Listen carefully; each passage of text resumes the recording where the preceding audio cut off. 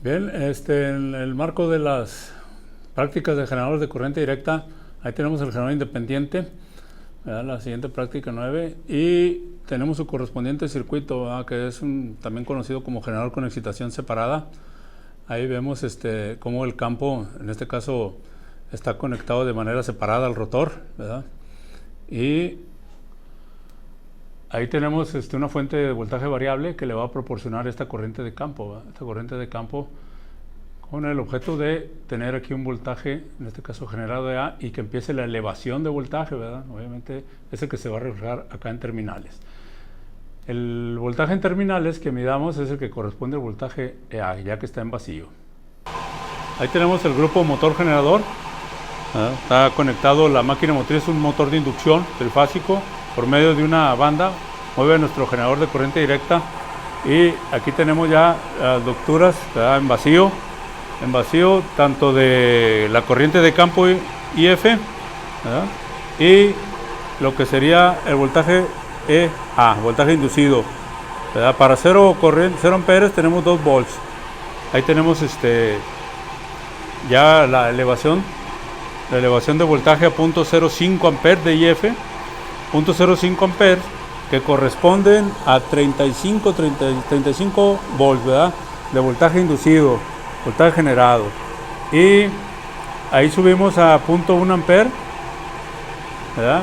Ya andamos en BF 38, 39 volts, pero lo que nos interesa es el voltaje acá inducido, el voltaje generado, ¿verdad? El que se refleja aquí en la armadura, aquí en lo que corresponde al rotor, al rotor, ¿verdad? Voltaje generado ya anda en 67. Subimos a 0.15 amperes. 0.15 amperes corresponden a 90 volts, ¿verdad? Ahí tenemos 90 volts de voltaje generado. Nuestra máquina nos está generando 90 volts. Y seguimos elevando la corriente a 0.2 amperes, que corresponden, ¿verdad?, a 107 volts, ¿verdad?, de voltaje inducido o voltaje generado, ¿verdad? Continuamos con el proceso de elevación y andamos en 0.3 amperes, que corresponden a 128 volts, ¿verdad? Bien, seguimos hasta 0.4 amperes, que corresponden a 140 volts. Esa es la curva de magnetización que vamos a obtener, ¿verdad? Bien, aquí tenemos ya la tabulación, ¿verdad? En la tabulación tenemos ahí la IF y el voltaje EA inducido correspondiente, ¿verdad? Para 0 amperes, 2 volts, 0.05 amperes, 36 volts, 0.1 amper, 69, ¿verdad? El tope de nuestra máquina, en este caso de nuestro generador, soporta 0.4 amperes, ¿verdad? Ahí tenemos que soporta 0.4 amperes y se eleva hasta 140 volts.